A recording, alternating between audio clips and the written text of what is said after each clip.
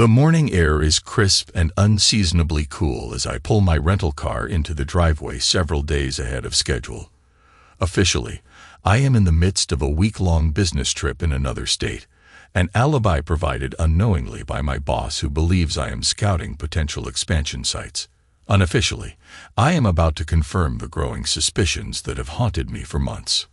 My heart races as I kill the engine and sit for a moment, watching the stillness of the house I've called home for the past 7 years.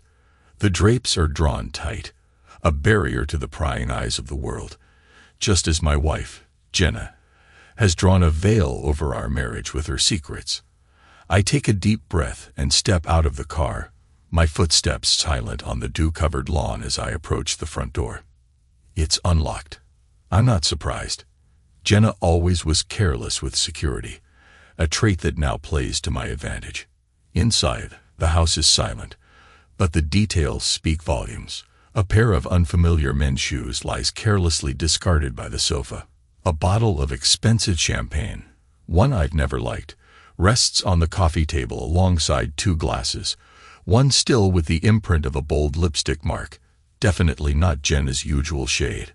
My pulse quickens as I ascend the staircase, each step echoing ominously in the hollow space of my chest. The door to our bedroom is ajar, a sliver of morning light cutting through the dimness within. I push it open, and the scene before me confirms my worst fears. Jenna and a man, her AP, as the text had coldly abbreviated, are tangled in the sheets of our bed. The betrayal stings, fresh and raw, but I've come prepared for this moment, not just with confrontation, but with a declaration. "Good morning," I announce, my voice steady despite the tempest raging inside me. Jenna bolts upright, the color draining from her face as her eyes meet mine. "Darling, aren't you supposed to be on a business trip?" she stammers, her voice a mix of confusion and fear. Her companion stirs, confusion etched on his features as he clumsily untangles himself from the sheets. He's younger than me, with a build that suggests he spends more time in the gym than at any job. He lunges toward me, perhaps mistaking the situation for a typical jealous husband attack, but I am neither typical nor merely jealous. I smile, the calm before the storm, and pull out the gun I had tucked away in my jacket. "You have 2 hours to gather all your things and leave my house," I say, my voice calm and resolute. Jenna's eyes widen, her mouth opening and closing like a fish out of water. The man stops, his posture deflating as he realizes the seriousness of the situation. He nods slowly, his earlier bravado evaporating into the cool morning air. As I watch him scramble to dress and pack, a part of me mourns the loss of what we had. The love and trust now shattered beyond repair. But another part of me, the part that had driven all night, the part that had planned every moment of this confrontation, feels a grim satisfaction. I had come seeking the truth, and now, with the truth laid bare before me, I am ready to face whatever comes next. This is just the beginning, I remind myself. The real challenge starts now. How to rebuild from these ruins, how to navigate the stormy waters of divorce, and most importantly, how to protect myself from further betrayal. All these questions linger in the air, heavy and unanswered. But for now, I watch as my cheating wife and her lover disappear into the morning, my house eerily silent once more, the echo of their departure a solemn reminder of the new reality I must face. After Jenna and her paramour leave, the house feels cavernous, the silence echoing off the walls like a taunt. I stand in the midst of the living room, trying to process the morning's events. The stillness is soon shattered by the unexpected sound of my cell phone ringing. The caller ID flashes Rick, my longtime friend and occasional confidant. "Hey, Rick," I answer, my voice a shade firmer than I feel. "Mike, I heard your car in the drive. Thought you were out of town till next week," Rick says, his voice filled with a mix of concern and surprise. "Yeah, change of plans," I reply, glancing around the room as if the walls might offer some support. "Can you come over? I need some advice." "Sure thing, buddy. Give me 10 minutes." Rick arrives quicker than promised, his expression a mixture of curiosity and concern as he steps into the chaos. I lead him through the house, explaining the morning's confrontation. His face hardens with each detail, the loyalty of a lifelong friend radiating in his stance. "What are you going to do now?" he asks as we sit down at the kitchen table, strewn with the remnants of my hastily made coffee. "I'm not sure yet, but I need to figure out everything. Finances, the house, the whole mess." "You need a lawyer, Mike, and maybe a private investigator. If she's been doing this for a while, who knows what else you might uncover?" I nod, the idea settling in with a weight I'm not entirely prepared for. "You might be right, but first, I want to know how deep this goes. Was it just him, or are there more?" Rick claps a hand on my shoulder. "Let me help. I've got a cousin who's a PI. He's discreet and thorough. He can dig up whatever you need to know." "Thanks, Rick. I appreciate it," I say, feeling the first threads of a plan weave together in my mind. We spend the next hour devising a strategy. Rick's cousin, Tom, agrees to meet us later that afternoon. As Rick leaves to make arrangements, another unexpected visitor arrives at my door. It's Jenna's best friend, Lisa, her eyes wide with a mix of fear and curiosity. "Mike, is Jenna here?" she asks, stepping just inside the doorway, her gaze darting around the room as if expecting to find Jenna hiding. "No, she left," I respond, the bitterness seeping through my carefully neutral tone. "Left? Left where?" Lisa's voice pitches higher, her anxiety palpable. "I caught her cheating, Lisa, in our bed. I told her to leave." I say, the words tasting sour on my tongue. Lisa gasps, her hand flying to her mouth. "Oh, Mike, I had no idea." "Did you really not know?" My question hangs between us, heavy with accusation. Lisa looks down, her fingers nervously twisting her wedding ring. I suspected something was off, but Jenna swore it was nothing. I didn't think she'd ever go this far. Her admission stirs a mix of anger and pity inside me. Well, she did. Lisa's eyes meet mine, filled with tears. "What are you going to do?" "I'm figuring that out. Right now, I'm going to find out everything I can about her and everything." Lisa nods, wiping away a tear. "If there's anything I can do to help." "Actually, there might be." "Sit down, Lisa. We need to talk." As she takes a seat, I begin to outline my plan, involving her more deeply than she might have expected.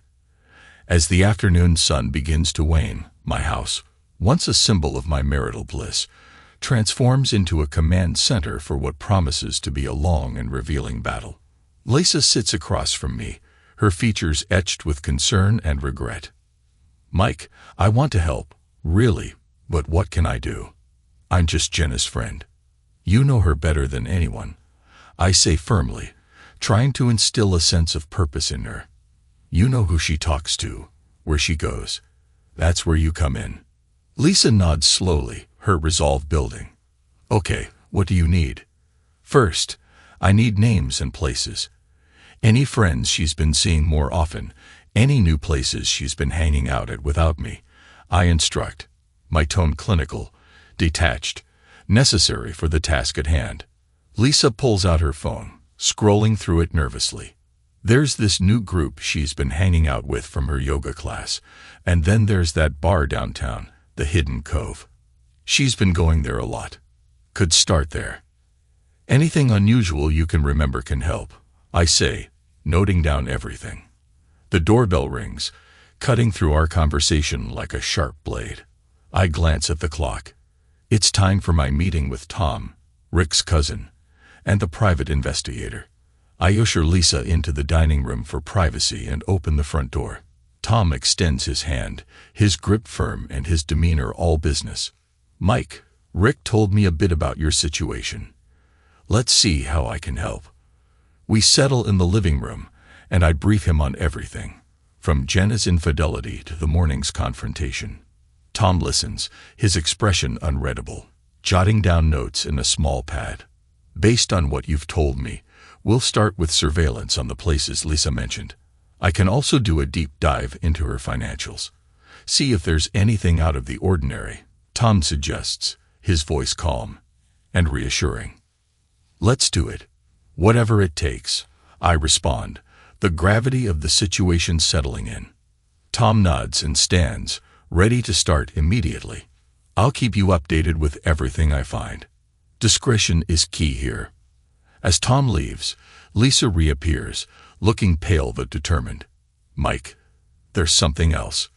Last week, Jenna mentioned a trip she planned months ago. Something about a weekend getaway, but she was vague about the details. Did she mention who she was going with? I ask, a new lead sparking interest. No, but she's been secretive about her phone lately. Maybe there's something there, Lisa hints. We need to get her phone then, I say, more to myself than to Lisa. The rest of the day is a blur of phone calls and planning. As evening falls, I sit alone, the house quiet around me. My phone vibrates with an update from Tom. Started surveillance at the hidden cove. Will monitor who she meets. Checking her financials next. I reply with a brief acknowledgement, my mind racing. This is just the beginning, I remind myself.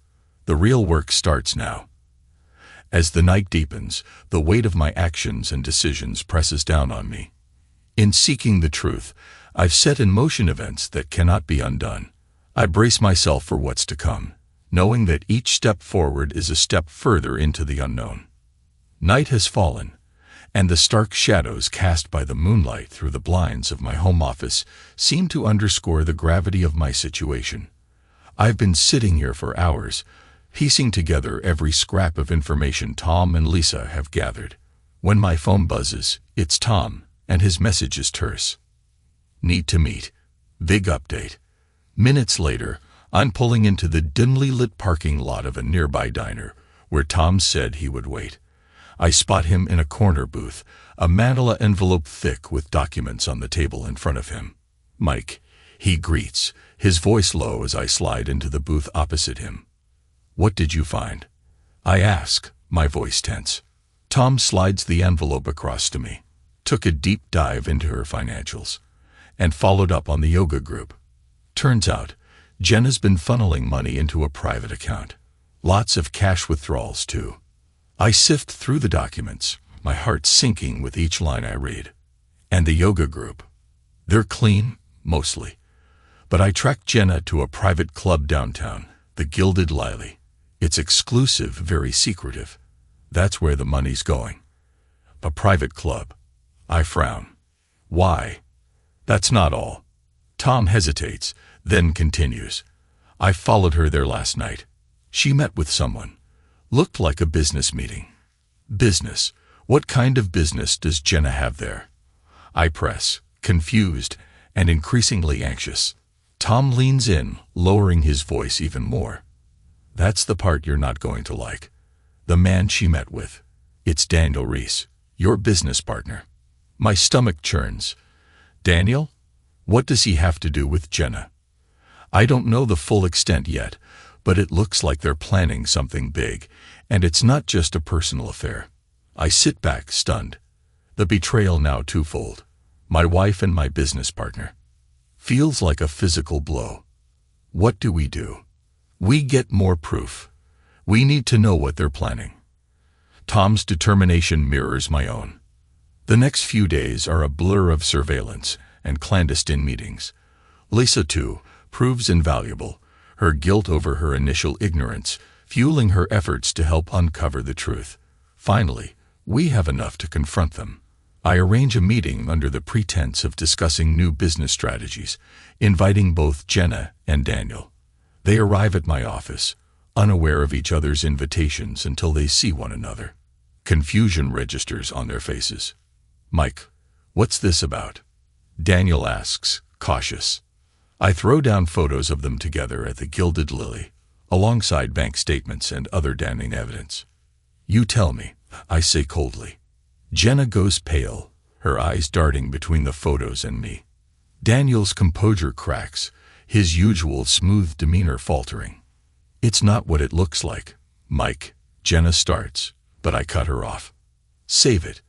I know about the money and the meetings. I know everything. Daniel steps forward, trying to salvage the situation. Mike, it's business.